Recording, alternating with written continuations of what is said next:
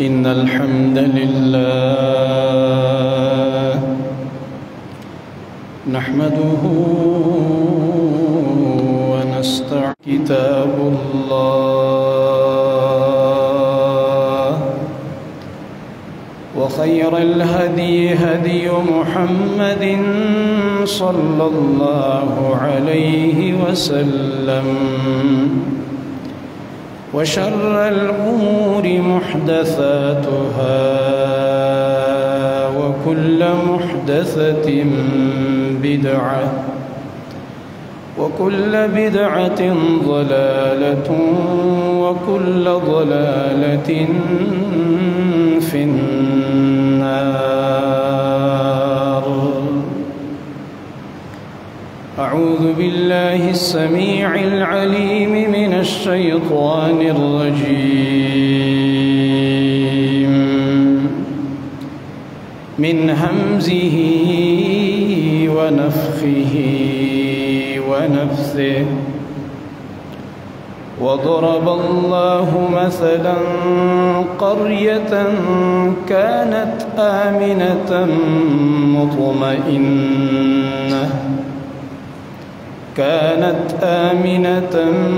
مطمئنة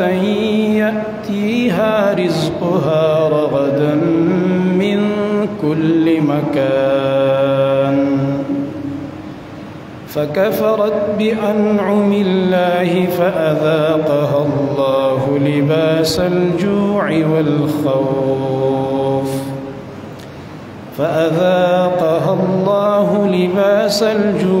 والخوف بما كانوا يصنعون.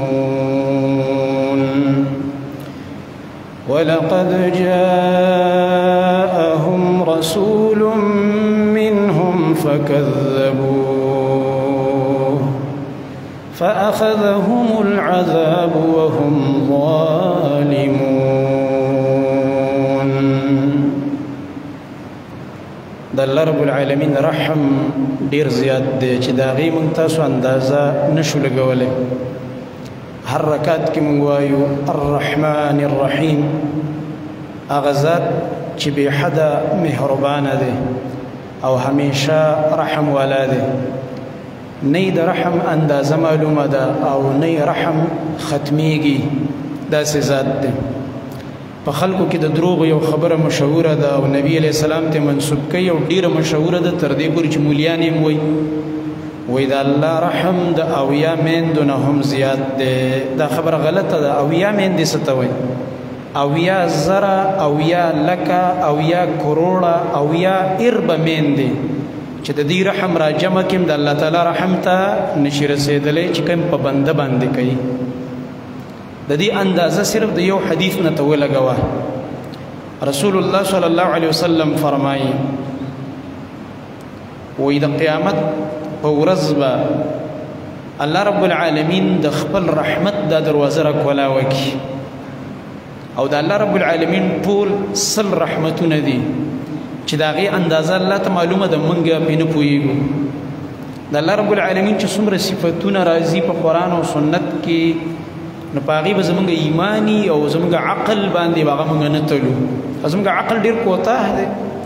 موږ ته د خپل ځان اندازه نه لګېږي، خپل بدن نه دننه نیو خبر لا پاتې د الله په باره کې سوچ. دا خو ډېرې غټې خبرې دي. موږ لا اوسه پورې دا چې کوم کائنات راته په سترګو ښکاري د دې په حقیقت لا نه یو پوهه او پاتې د الله رب العالمین په ذات کې سوچونه او سوالونه او اعتراضات کول. دا د بېدینو او د ملحدینو او د کافرو طریقه. د مؤمن طریقه دا ده چې دې خبره واوري د الله او رسول، بس وایي زما په ایمان دی، بس شک پکې نه کوم. دې وجې نه د الله رب العالمین چې کوم سل رحمتونه دي په هغې کې یو رحمت دنیا ته راکوز کړی دی. څو رحمتونه؟ یو. چې کله نه دا کائنات پیدا کړی دا مخلوق، نو یو رحمت د هغه وخت نه راکوز دی، روان دی تر کله پورې وي؟ قیامته پورې. دغه رحم یې زما په زړه کې مچولی او ستا او د بل او د دې ټولو میندو. نو د آدم علیه السلام چې کومه اولنۍ بیبي وه حوا علیها السلام، د هغه وخت نه چې څومره میندې را روانې دي او تر قیامته پورې به پیدا کېږي، نو د دې اندازه خو موږ ته نشته که نه. یا څومره په اربهاو په کربهاو میندې تېرې شوي دي او د دې ټولو میندو په زړونو کې الله صرف د خپل رحمت یو حصہ راکوزه کړې ده او په دې ټولو تقسیمه کړې ده. بیا نبی علیه السلام فرمایي صرف انسانان نه، انسانانو میندې خو دې طرف ته کا د الله نبی به څاروي یادوي، حیوانات، او په هغې کې اس چې اس ډېر سرکشه حیوان دی، دانګونه وایي او مستي کوي. د اس قانون دا دی چې هغه مستي کوي، دې وجې نه اس باندې چې تکړه کس کښېنني غورځوي یې اناړي سړی، زړور کس چې پې کښېنني هغه پته د هغه د ملا نه لګېږي. اس ته د خپلې ملا نه پته ولګي چې په ما باندې اناړي کس کښېناست، قمقل کس کښېناست، نو فورا یې هغه ځای ته غورځوي. بعضې ویډیوګانې به هم تاسو کتلي وي. او چې کله په دې تکړه کس کښېني نو دا اس ته پته چې دا ما کنټرولولی شي، نو بیا ډېر ورانې هم نه کوي، که ورانې کوي ما سړی کنټرولوي. نو اس دانګونه ډېر وایي. د الله نبي فرمایي دا اس په دې خپل بچي خپه نږدي، دا به هر ځای کې دانګونه وایي، خو د بچي په خوا کې داسې دانګ نه وایي چې د خپل بچي باندې خپه کېږدي او د خپې د لاندې رانه شي او دا بچی چېرته مړ نه کړي، زخمي نه کړي. د الله نبي فرمایي دا هم هغه یو رحمت دی چې د دې اسونو دې زړه ته م الله ورچولی دی. خبره ورسېدې که نه بیا یې ویم، مطلب هغه یو رحمت الله په دې څاروو، په دې انسانانو، په دې ټولو حیواناتو تقسیم کړی دی. دا صرف یو رحمت چې کله د قیامت ورځ شي او موږ او تاسو ګناهګاران د رب په دربار کې ودرېږو، الله رب العالمین ته پیش شو، الله رب العالمین به د دې یو رحمت سره خپل یو کم سل رحمتونه مرګري کې نورم او بیا به موږ سره حساب کوي. الله اکبر. الله رب العالمین دې په هغه رحمت کې موږ راونغاړي. نو اوس ته دا ویلی شي د دې حدیث نه پس چې الله تعالی د اویاو میندو نه زیات رحم والا دی؟ نه، دا خبره خطا ده. د الله رب العالمین رحمت د اویا کربه میندو نه زیات دی. په دې خپل بنده باندې ډېر خوشحالیږي ستا په یو سبحان الله ویلو، ستا په یو الحمدلله، ستا په دې 2 رکعته مونځ، ستا په دې تلاوت، ستا په دې صدقه، ستا په هر نیک عمل چې د مور پلار احترام کې، د مشرانو خدمت کې، د مسلمان جنازې ته ځي، د یو بیمار پرسی کې، د یو مظلوم او کمزوري انسان سره تعاون کې، د الله کورونه او مساجد او مدارس په دې کې منډه ترړوي او دې دپاره فکرمند دي. نو دا خو غټ اعمال دي، الله پې خوشحالي. خبره نن زما په دې موضوع ده چې دا عذابونه ولې راځي. الله رب العالمین دومره ډېر رحم والا دی او بیا هم عذابونه راځي. نو یاد ساتئ زما محترم ورونو، الله رب العالمین کله هم بلا سببه چاته عذاب نه ورکوي. هیڅکله الله رب العالمین خپلو بندګانو ته عذاب ورکول نه غواړي. خو چې کله د دې بندګانو طرف نه سرکشي شروع شي، نافرمانی شروع شي، حرامو باندې دوی زړور ورځي، نو د الله رب العالمین یو طرف ته صفت د رحمت دی او بل طرف ته صفت دی د عذاب، ځکه هغه ذو انتقام ذات دی، انتقام اخلي. د هغه الله رب العالمین عذاب داسې هم نه راځي چې ته به نن ګناه وکړې سهار او ایسته به دې ماښام له د مرۍ نه ونیسي. نه، تاله به مقدر کوي، درکوي. دا ګناهونه کوي دا بندګان، دا نافرمانۍ، دا دروغ، دا شرکونه، دا بدعات، دا خیانتونه، دا دوکې او فراډونه، دا حرام خورین، او بیا هم الله موقع ورکوي حتی چې دا ګناه داسې عامه شي چې څوک یې ګناه نه ګڼي، زړور پې ورځي، بلکې په ګناه فخر شروع شي، او کله اجتماعي ګناه شروع شي نو الله بیا پکړ کوي. اوس که موږ تاسو نظر واچو معاشرې ته، اجتماعي ګناهونه شروع دي که نه دي شروع؟ علی الاعلان، ښکاره د لارو په سر، ښکاره په فخر سره د خپلو ګناهونو ویډیوګانې خلک کوي او فیسبوک له د فخر دپاره ورکوي چې ما داسې کار کړی. د سړک د پاسه زما ځوان ګډېږي او خپله د ګډا ویډیو فیسبوک له ورکوي. فحش ویډیوګانې خلک لګیا دی شیر کوي. دې ته وایي علی الاعلان ګناهونه، چې په ګناه اړو شرم، باک او پروا څوک نه کوي او عامه شي، څوک یې اړو ګناه نه ګڼي. نو په داسې وخت کې د الله عذابونه عام راځي، عمومي راځي. بیا به هغه مناظر هم ګوري چې جومات به هم سیلاب وړي، بیا به ته دا مناظر هم ګوري چې مدرسه به هم سیلاب وړي، بیا به ته دا مناظر هم ګوري چې عالم به هم جاړي او امی به هم جاړي، نیک سړی به هم جاړي، ګناهګار به هم جاړي. ځکه ګناه عامه ده، عذاب عام راځي. بیا د الله دا قانون دی چې ګناه اجتماعي کېږي، عذابونه اجتماعي راځي. چې ګناه علی الاعلان کېږي، ګناهونه عمومي راځي، دا عذابونه عمومي راځي. دا یاد ساته. اجتماعي ګناهونه دي، ښکاره ګناهونه. دا نن موږ تاسو ګورو د څو وخت نه لګیا دي، سیلابونه دي او سیلابونه دي او عذابونه دي، او دا بندګان پکې ګیر دي او موږ تاسو صرف دا ویډیوګانې ګورو. او د الله بندګان لګیا دي، لاندې نه اوبه دي او د بره نه باران وریږي، او چا دوه لوښي په سر نیولي او په اوبو کې ولاړ دی، د شپې د خوب ځای، د کټ ځای، د وده کېدو د ډډې لګېدلو ځای نشته دی. دا خو ګوره چې په چا نه راغلي هغه ته د دې اندازه نه لګي. دا خو الله مکه الله مکه چې کله په تا راغه او دا بچي او دا ښځه درپسې شو چې اوس به په کم طرف ځو او کور دې د اوبو نه ډکي الله مکه، او بیا کله سړک ته وځي او کله یو ډاګې ته ځي او کله یو ځای او کله بل ځای، هر طرف نه اوبه یو پکې ګیرې، بیا انسان ته د دې پته لګېږي. دا موږ چې بچ یو نو موږ ښه سړي نه یو، زړه له دې دا م را نه شي چې مړه دا پېښور باندې دا سیلاب نشته او په بل ځای نشته، موږ لکه چې ښه سړي یو. نه، موږ هېڅکله ښه سړي نه یو. دا صرف د نبي صلی الله علیه وسلم دعا ده چې فرمایلو یا الله زما امت به ټول نه هلاکې، عمومي عذاب پې مه راوله. نو الله رب العالمین دا دعا حدیث کې راځي، نبی علیه السلام فرمایي دا دعا مې الله قبوله کړه چې زما امت به په یو ځل ټول نه هلاکېږي، لکه د مخکنو امتونو پیغمبرانو به چې کله دعوت وکړو قوم به ونه منلو، نافرماني به یې شروع کړه، نو په یو ګناه به ټول قوم تباه شو. د نوح علیه السلام ټول قوم تباه شو، د لوط علیه السلام ټول قوم الله تباه کړ، د شعیب علیه السلام ټول قوم الله تباه کړو.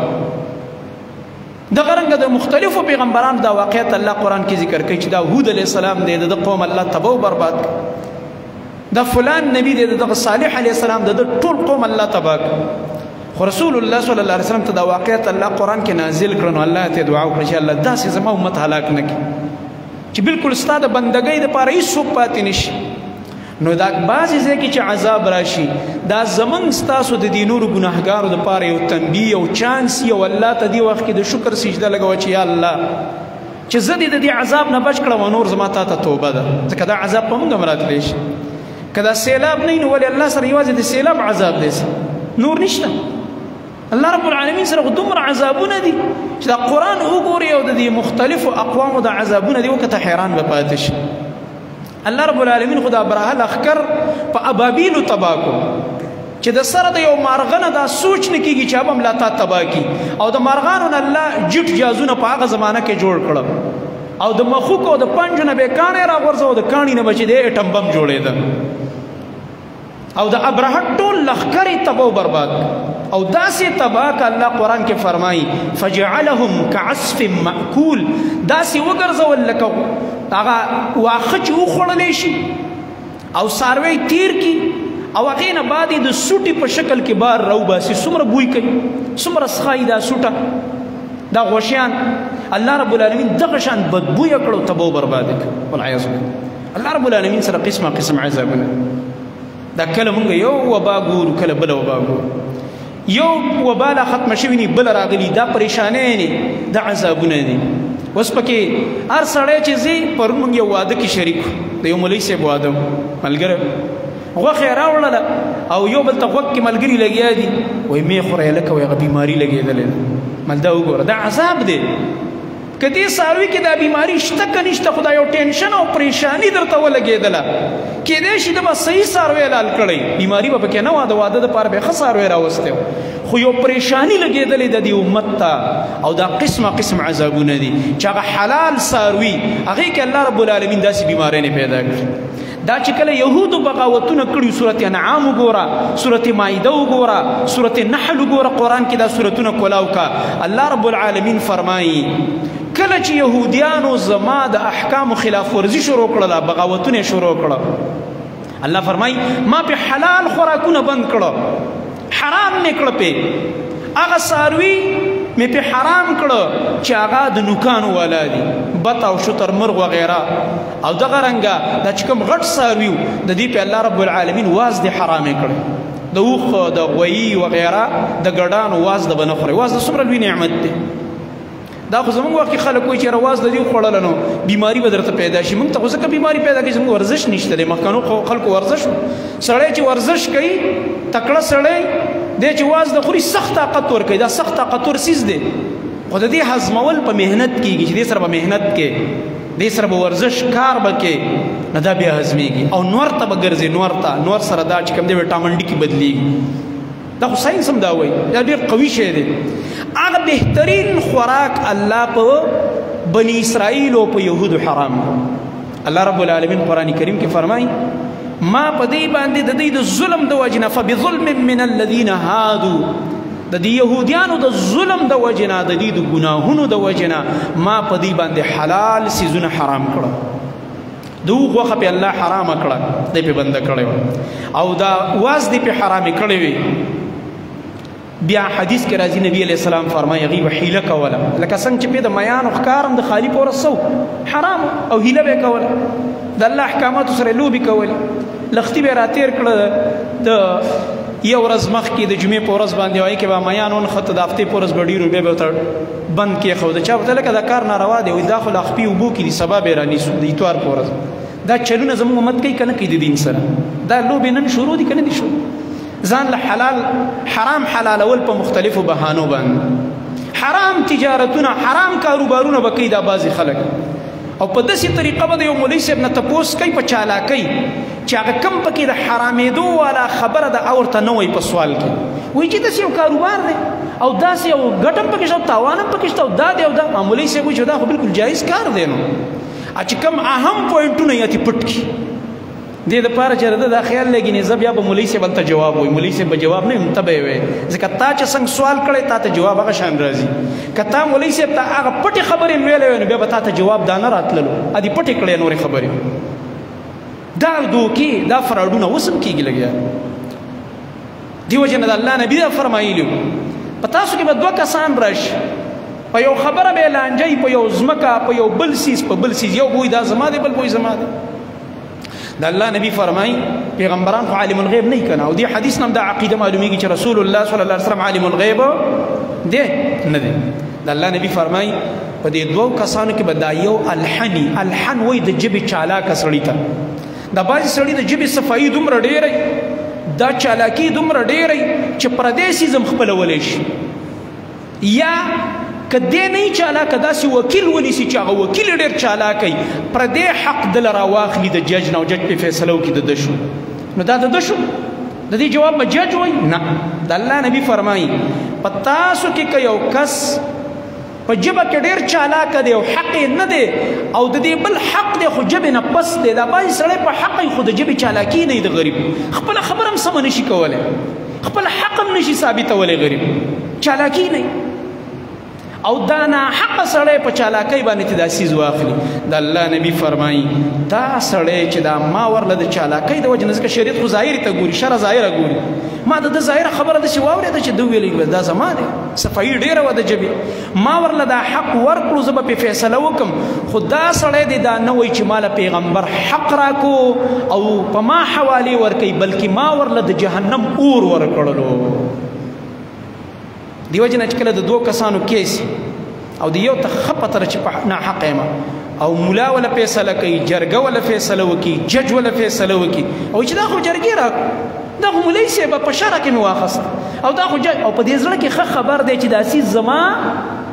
نه دی دننه دې قاضي نه لږ تپوس وکړه دا قاضي دننه چې کوم ناستی دی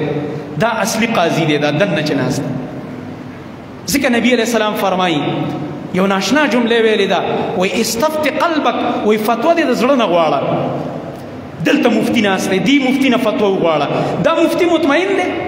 دی مفتی صاحب ته دننه یقین شته چې دا شی زما دی چې دا خپل مفتی صاحب دی مطمئن نه دی دا زړه مفتی صاحب نو دا ستا نه دی خوشحاله ورته نه شي پردې حق دی واخیسته اور دی واخیسته د الله نبي فرمایي نو دې وجې نه زما محترم ورونو دا فراډونه دا دوکې د الله احکاماتو کې حیلې دا به یهودو کولې الله پې حلال سیزونه بند او دغه رنګه نبی صلی الله علیه وسلم فرمایي واز د پې الله حرامه کړه نو دوی به راولګېده دا واز د به ویلې کړله او ډل به یې ویستل او بیا به هغه خرڅوله او هغې باندې به مالونه ګټل په هغه وخت کې چې کوم انبیا به راتله په بني اسرائیلو کې یا وروستو علما او پویه خلک هغوی به ورته نصیحت کوي چې ګوره دا شی په موږ حرام دی خو چې الله یو شی حرام کړي بیا به ځان ساتي مه کوئ دا کار نو دوی به ویل دا خو یوازې ده نه ده دا خو ډل دي دا خو بل شی دی اوس رنګ نوم به ولا بدل نوم به ورله بدل د الله نبی فرمایي زما په امت کې هم داسې کېږي زنا ته به نوم بدل شي د شرابو به نوم بدل شي شرابو باندې به بل لیبل ولګي او په هغه نوم بس کلی کېږي او د زنا به جدا نومي فنکاري زنا له فنکارۍ نوم کېښه زنا له نوم کې د اکټر دی دا اکټرس ده دا خو جي اداکاره ده داسې نه وایي چې زناکاره ده اداکاره ده دا د الله نبی فرمایلي شرابونه به څښل کېږي نوم به ورله بدلېږي زناګانې به کېږي نوم به پرې بدل کېښودی کېږي دا ګلوکاره ده دا فنکاره ده اداکاره ده دا نومونه دي بل لیبل ولګي د پاسه او بیا ورته خلک د عزت په نظر هم ګوري او دا زمونږ خلک پرې بیا پیسې هم لوټاوئ او هغه ځوانان الله دې زموږ د ټولو ځوانانو اصلاح وکړي چې په بهر ملکونو کې ناستې دي په دوبۍ او په سعودي او په دې بهر ملکونو کې او بعضې وخت کې دوی هم ډمان او ډمې راغواړي او هغې لګې دی د هغې دپاره پروګرامونه کوي او د هغې دپاره اشتهارات کوي په دې سوشل میډیا چې زمونږ ګوره فلانۍ علاقې ته په سعودي کې او په دوبۍ کې پلاني ځای ته د شو دپاره پلانۍ ډم او پلانۍ ډم را روان دی او دا پښتون ورته ناستی دی چې دا د غریبۍ د لاسه دا خپل پلار او مور او ښځه او بچي او ګاونډ او غم او خادتې پاتې دي او د دې د لاسه د غریبۍ د لاسه تلې بهارې ګټي په ګرانه مشکله باندې او په تکلیف باندې او دی به ورځي دغه ډمې نه تاویږي را تاویږي د پاسه پې پیسې شي دا زموږ بغاوتونه دي دا زموږ نافرمانۍ نه دي علی الاعلان کېږي څوک یې ګناه نه ګڼي چې کله دا حالات راشي بیا د الله عذابونه عمومي راځي کله به په یو شکل کې راځي کله په بل شکل کله به بیلونو ته جاړي یاره ډېر زیات ټیکسونه دي کله به پټرولو ته جاړي کله به چې کوم دی ګیس ته جاړي چې ګیس نشته کله به ګرانۍ ته جاړي او کله به د حکمرانانو نورو ډرامو ته جاړي او کله به در باندې یو مصیبت راځي او کله به در باندې بل مصیبت راځي دا د الله رب العالمین غیرت به نه چیړي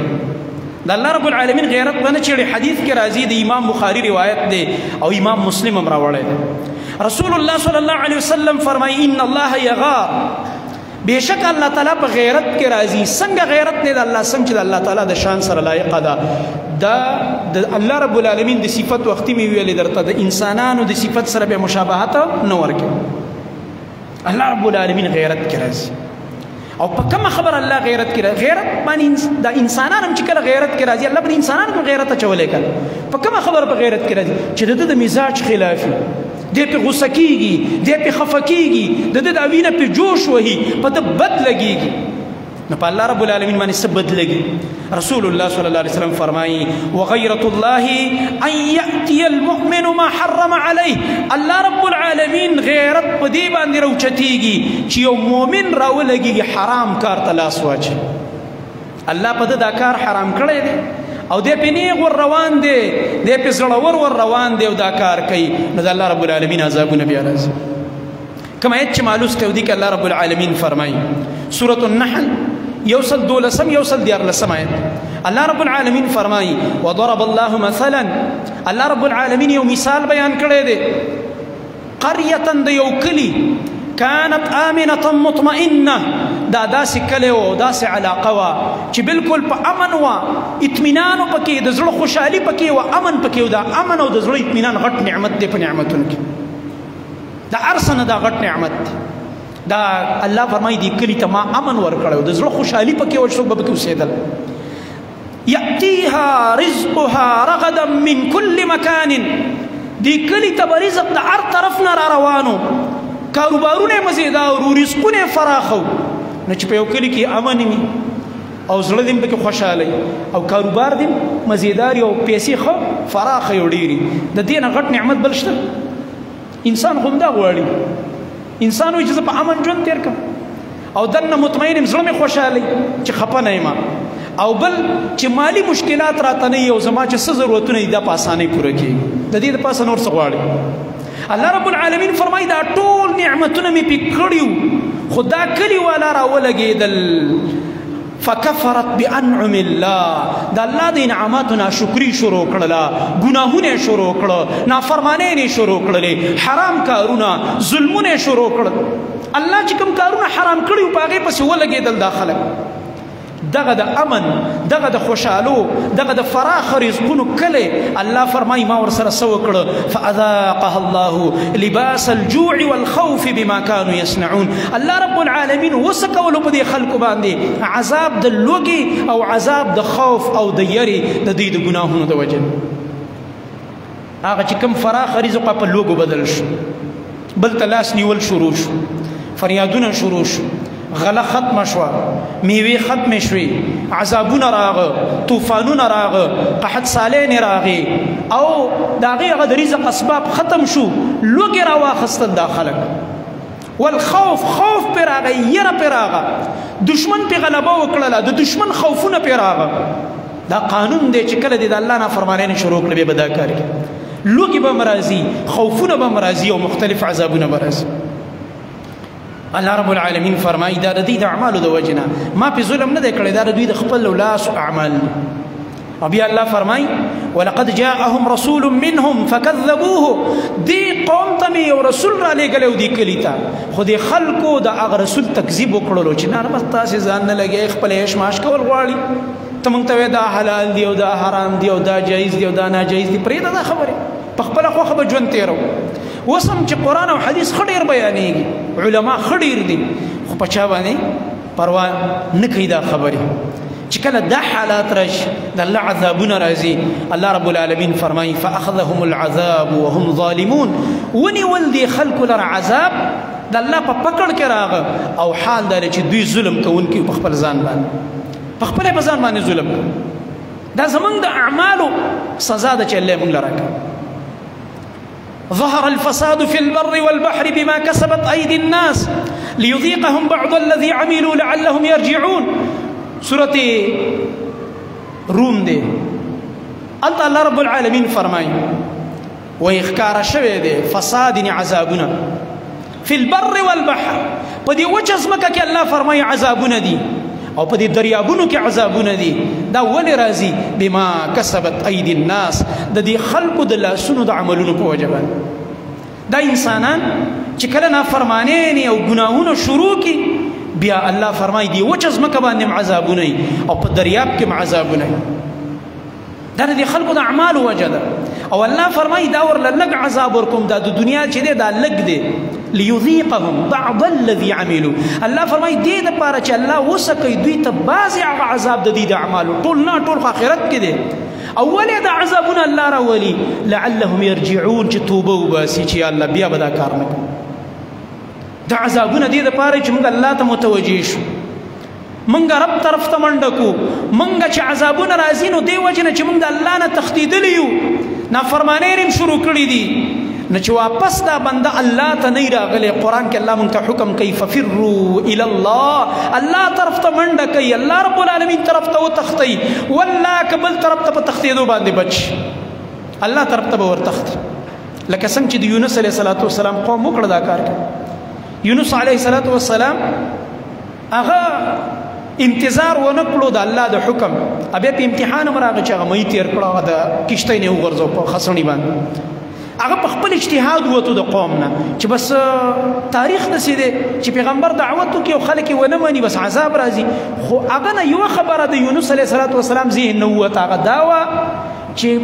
عذاب خو چې راځي نو مخکې نه الله نبي ته ووایي چې وځه نو هغه وځي ده دې ته انتظار ونه کړ نو ځکه په بیا امتحان هم راغی خو دې قوم چې کله یونس علیه السلام ته ووتو سورت یونس کې دا واقع ذکر ده دې قوم ته پته ولګي خوش قسمته چې لکه پیغمبر رانه لاړو خفا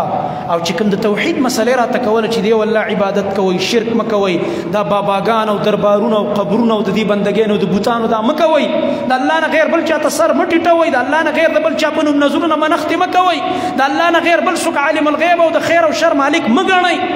بل څوک مشکل کشا فریاد رس نشته دی بل څوک ستا کښتۍ پار کوونکی نشته دی چې ته فلانی بابا دی او کښتۍ به دله وباسي او دا به وکړي واغه هلکه وایي خبرې صحیح وې او پیغمبر رانه خفه لاړی واسې نه چې عذاب راشي څه وکړو څه هوښیار خلک پکې وو مشران هغوی دا خلک راجمع کړو راځئ وایي مخکې تاریخ چې موږ کتلی دی نو هغه دا دی د پیغمبرانو چې کله پیغمبر د قوم نه وځي د الله عذاب راځي لکه چې عذاب را روان دی راځئ چې ټول یو میدان ته وځو الله ته توبه وباسو نو الله رب العالمین قرآن کریم کې فرمایي وایي د یونس علیه السلام قوم زما د عذاب راتلو نه مخکې په ټیم توبه ویستله او لاړل یو میدان ته ووتل اولته الله رب العالمین ته توبه وکړله چې الله موږ توبه کوو یونس علیه السلام چې موږ ته څه نصیحت کړی دی موږ په هغې عمل کوو یا الله موږ معاف کوو عذاب رانه ولي الله رب العالمین فرمایي ما معاف ځکه چې توبې په وخت باندې وخت دا د الله رب العالمین رحم دی چې د توبې دروازه کلاوه ده او کله چې یو انسان ګناه کوي او پروا یې نه لکه صحابه وایي چې موږ به د نبي علیه السلام په وخت کې به رانه ګناه وشوله موږ به ویل که په موږ غر را پرېوځي لاندې به ترې اوس تباه کېږو لوی عذاب را روان دی او تاسو چې کله ګناه وکئ داسې لکه په پوزم چې مچ کیني او داسې والوځوئ او یا لکه د ویښته په شان درته سپک ښکاري په دې سترګو کې دا د ګناه عمل او موږ به ډېر لوی ګڼلو د غر په شان ته دا په هغه زمانه کې صحابو دا خبره کړې ده چې اوس راشي صحابه به دا کم خلک دي چې موږ ویلي به دا کم خلک دي زما محترم ورونو د ګناهونو نه کرکه دا د ایمان ولو صفت دی مؤمن نه چې کله ګناه وشوله په ده به بوج وي دله به خوب نه ورځي دی به په ډډه نه سملي تر هغه پورې چې د ګناه نه توبه نه وي وکړي دی چې د شپې اوده کېږي په توبه به اوده کېږي او دی چې سار راپاسي د الله په شکر به راپاسي الحمدلله به وایي الحمدلله الذي احیانا بعدما اماتنا والیه النشور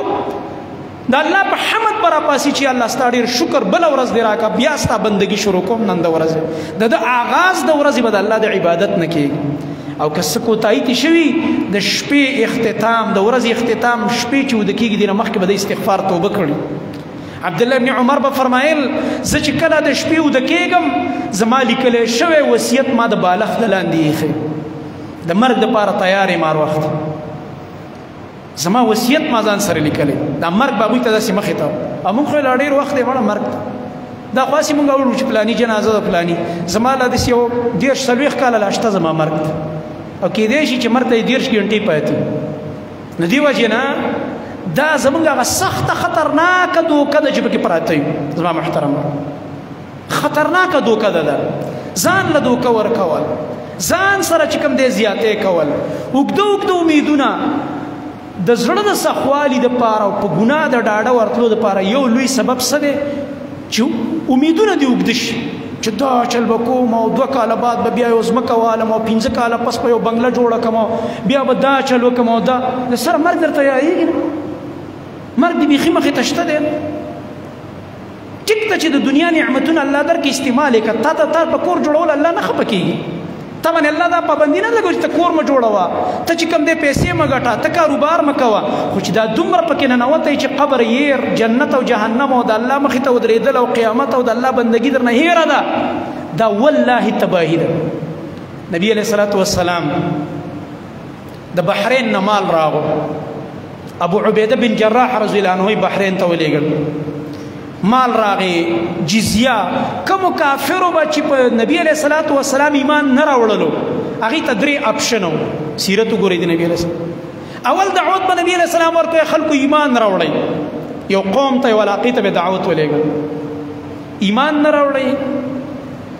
نبی جزیه راکوي ټیکس به راکوئ اسلامي حکومت ته به کافر ټیکس ورکوي بیا به موږ ستاسو د مال او د جان او د عزت حفاظت کوو کومو کافرو به چې نبي علیه السلام ته ټیکس ورکوو نبي علیه السلام او صحابو به د هغوی د هر څه حفاظت کوو د هغوی د بازارونو د هغوی د کورونو د هغوی د عزت او مال او جان بیا به ټیکس راکوئ جزیه او که جزیې ته هم نه تیارېږي او ایمان هم نه راوړي 3م اپشن دا جنګ ته تیار شم در باندې رځو بس دا د نبي علیه السلام طریقه وه دې قوم جزیه ومنله د بحرین خلک بالکل چې موږ ټیکس درکو دا ټیکس مال ډېر زیات راغو د شپې مال راورسېدو مسجد نبوي کې مال جمع شو دا د نبی علیه السلام جومات هم عبادت ځای و هم د فیصلو ځای و هم چې کوم دی د مال د غنیمت او د مال د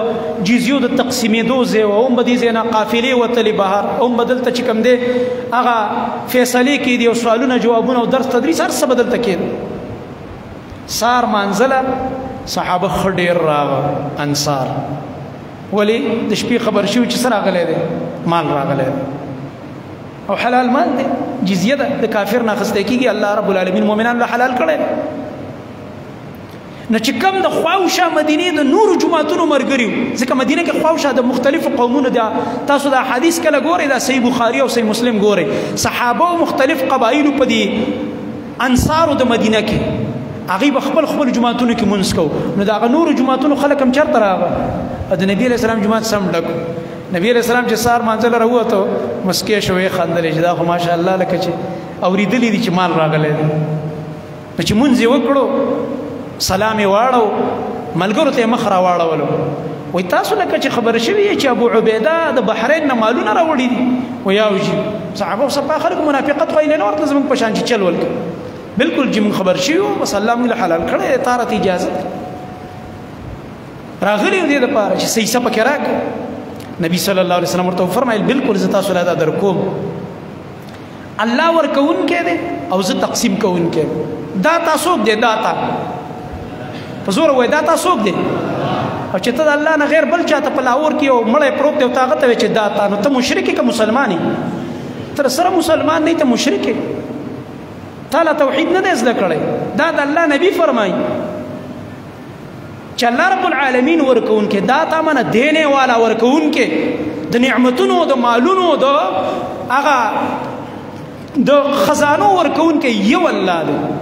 ولله خزائن السماوات والارض الله فرمایي که د اسمانونو خزانې دي که د ځمکې دا ما سره دي د دې اختیار ما بل چا نه دی ورکړی نبي صلی الله علیه وسلم فرمایي زه صرف تقسیم کوم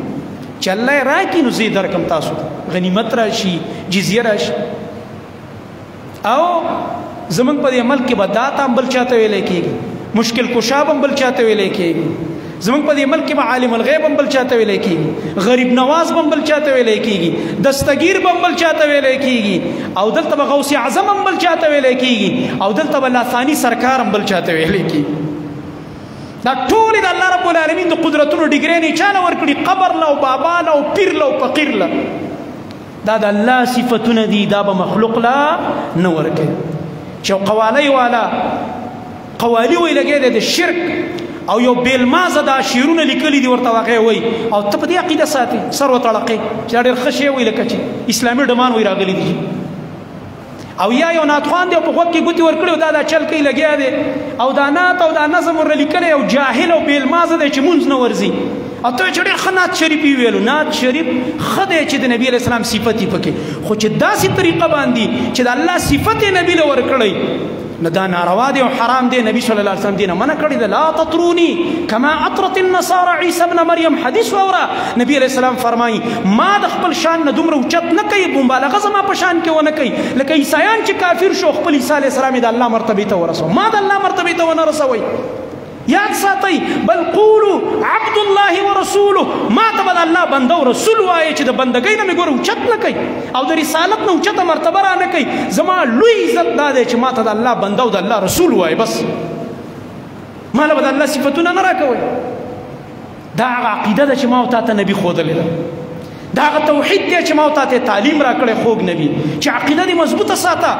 د الله صفتونه بل چاته مه ورکوه دا شرکونه دا چې کوم دی دا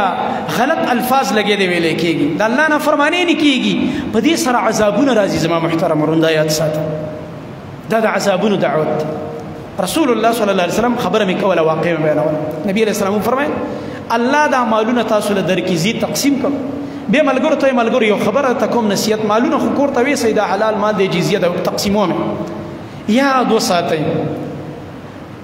زه په تاسو باندې د فقر نه نه یریږم زه د دې نه یریږم چې زما امت به د لوږې نه مړ شي خو زه د دې نه یریږم چې د دې مالونو په مینه کې به زما د امت دومره ننوځي او د دنیا په محبت کې به دومره ننوځي لکه مخکني قومونه چې د دې په محبت کې ننوتل او د غفلت ښکار شو او دې غفلت هغوی تباه و برباد کړه او هلاک یې کړه زما دا امت به هم د مال په دې مینه کې دومره ننوځي چې دا امت به مې تباه و برباد کړي او هلاک کړي نو ټیک د حلال رزق استعمال کوي حلال کاروبار وکړي حلال مال ځان له د ضرورتونو لپاره جمع کا او حقوق پکې ادا کوه د ښځې د بچو د ګاونډ د غریبانانو د مسکینانو هغه فرض زکات دا پکې ورکوه خو دومره پکې منه نه وځه چې د الله دین در نه پاتې دی د ګاک دپاره لګی دی جمع او مونځ پرې دی د ګاک او دکاندارۍ دپاره په 24 غنټو کې ستا د قرآن د تلاوت ټیم نشته ټوله ورځ د پیسو شمارلو او ګټلو دپاره تا ته د الله د ذکر ټیم نشته تا چرته استغفر الله واتوب الیه ونه ویل تا چرته لا اله الا الله وحده لا شریک له له الملك وله الحمد وهو على كل شيء قدیر ذکر ونه کړلو تا چرته سبحان الله والحمد لله ولا اله الا الله والله اکبر یا ولا حول ولا قوه الا بالله دا اذکار دی ونه کړو تا ته الله را یاد نشه په 24 غنټو کې تا پر رسول الله صلی الله علیه وسلم درود ونه لوستو تا تخبل نبی را یاد نشو او هغه دوه غټي خبرې درته را یاد نشو چې د الله نبی فرمایي د دې نه غټي خبرې بلې نشته چې یو جنت دی او بل جهنم دی د دې یو د حاصلولو کوشش او شوق وکړه او د دې بل خطرناک ځای نه د ځان بچ کولو فکرمند شه ځکه د الله نبی فرمایي هر مؤمن دی کم از کم 3 ځل بل حدیث کې وزل راځي ځان ته جهنم او جنت را یادوي د دې جنت د سوال کوي الله ته او د دې جهنم نه دی پناه غواړي دا خو زموږ دین موږ ته دا تعلیمات راکړي نن د مسلمان ژوند دې مطابق تېرېږي که نه د خپلې خوښې مطابق تېرېږي لګیا دی او قرآن کریم کې الله رب العالمین دا عذابونه ځای په ځای ذکر کړي دي د مختلفو قومونو بیا الله رب العالمین فرمایي فکلا اخذنا بذنبه ما چې هر قوم رانیولې په ګناه مې رانیولې بغیر د ګناه نه مې نه دی رانیولې کله مې چې په چا عذاب راوستی دی د هغې د ګناه په وجه مې راوستی دی چې ګناه یې نه یې کړې الله فرمایي زه په چا عذاب نه راولم الله رب العالمین فرمایي فمنهم من ارسلنا علیه حاصبا په چا باندې مې د کاڼو باران وکړو لکه د لوط علیه السلام په قوم باندې د کاڼو باران وشو او 2 کاره ورسره وشو یو د کاڼو باران او کاڼي عام کاڼي نه په اور پخ شوي کاڼي والله اکبر الله دې دین موږ وساتي او دویم کلي پې الله الټه کړي ځکه د لوط علیه السلام په قوم کې یو خطرناکه ګندګي وه د نارینهو سره زنا د هلکانو سره زنا او بدکاري کول دا یو هغه خطرناکه ګناه وه چې الله رب العالمین ورسره 2 کاره وکړه یو بیا الله رب العالمین د کاڼو باران وکړه په اور پخ شوي کاڼي په دې باندې الله رب العالمین دومره غصه کېږي وختي مې درته حدیث ویلو د الله غیرت راوچتېږي په دې چې یو بنده حرام کار پسې ورمنډه کوي الله رب العالمین فرمایي د زما غیرت چیلنج کړو چې زما غیرت دې چیلنج که تباه کوم دی ذلیله کوم دی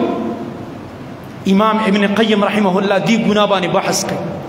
د الکانو سره بدفعلی د الکانو سره بدکاری امام ابن قیم رحمت الله علیه فرمایي هغه خطرناکه ګناه ده چې الله په قرآن کې دې ته زنا نه دی ویلی زنا ورته نه دی زنا چې د زنانه سره حرام تعلق سره کوم کار وشي ته زنا وایي خو د الک سره چې کوم بدفعلي کېږي دې ته زنا دې ته خباثت دې ته ګندګي دې ته پلیتي ویلې د الله د زنا نه یې ورپسې خوټکې ویلې دا یو ګندګي ده یو پلیتي ده الله فرمایي كانت تعمل الخبائث دي خلق بخباستنا كول الله فرمي پلت کارونه کول امام ابو حنیفه رحمت الله علیه فرمای دا خود ایمان ولا خلق وی کله قران کې متدا نه ویلو چې د لوط علیه السلام دی قوم با د الکانو سره بدکاری کوله وی موږ به دې خبره نه پوهېدلې ځکه وی الک هم ولا بدکاری کوي او یو سړی به دونه بې غیرته چې الک سره بدکاری کوي د الک به دومره بې غیرته چې د سړي سره بدکاری ته تیاری وی دا خبره زما ذهن کې نه راتله خو الله قرآن کې ویلي یعنې هغه زمانه د غیرت دور دا خبره چا نه پېژندله ځکه هغه دا تعجب کړی چې داسې کار به ملا کېږي تعجب خبره ده خو چې کله هغوی دا کار وکړه د لوط علیه السلام دی قوم الله رب العالمین د اور کاڼو باندې ویشتل ځکه بدکاره انسان رجم کول غواړي چې اسلامي حکومت او بل دا کار قرآن کې الله رب العالمین فرمایي دا برز مکا فجعلنا عالیها سافلها دا برچتونه مې ورله لاندې را خطا کړه دا کلی مې اوچت کو داسې الله رب العالمین اوچت کړه داسې او ټول کلی الټه شو لاندې را خطا شو الله اکبر سخ عزم دی باران وشي او چې راغه هغې کې تندر و هغې کې سیلی و هغې کې عذابونه و هر څه وله تبه و برباد زما محترم ورونو زمونږ نبی صلی الله علیه وسلم په دې وخت کې الله ته متوجه کېده په مونځ باندې به ودرېده او موږ څه کوو زمونږ نن د بچو دا تربیت دی چې موږ بچو ته دا خبره هم یاده نه کړه چې بچیه باران شروع شو ووایه اللهم صیبا نافعا په حدیث کې دا دعا راغلې 2 ټکي دي له مشران لم نه ورځي اللهم خطا تاسم یاد او نور دوه ټکي دي صيبا نافعا چې کله باران شروع شي دا دعا وای اللهم صيبا نافعا یا الله وی وروا خو نفع علی ورو چې موږ نفع راکې فایده راکې چې عذاب تی جوړ نشي او چې کله زیات شو باران او نو درې دا نور تکلیف خلکو ته نو انسان کمزور دی کنه آبادیان غورځيږي فصلونه تباہ کیږي وسبل ورځ رپورټ راغی چې په زرګونو ټن غنم دا چې کوم دی په ډیپوانو کې په مختلفو ځایونو کې چې دی تباہ شو ور رزق باندې مسر ورځي په زرګونو ټن غنم چې دی د دې سیلابونو سره لاړ ځای شو فصلونه ولاړ هغه تباہ باغونه وسره دغه شو او داسې سیلابونه دا مناظر به تاسو کتلي موږ ته ملګرو زموږ یو ګروپ دی د سوات دغه پرون د کالامه سیلابونه ویډیوګان راولېږلي دا ویښته په سړي ودرېږي اوبه نه دي دا کاڼي را روان دي دا کمرې را روانې دي مکمل د الله په حکم باندې دا ځمکې را شلېدلې دي او را روانې دي او چې کومه ونه ورله مخې ته ورځي را غورځوي الله اکبر والله که موږ تاسو سره هغه اسباب او هغه ټکنالوژي والله که یو حکومت سره هغه ټکنالوژي چې د الله د عذاب مخه ونیسي یا سات والله که دنیا له هغه ټکنالوژي جوړه کړې ده چې الله رب العالمین د زلزله راولي او د ځمکه راټینګه کړي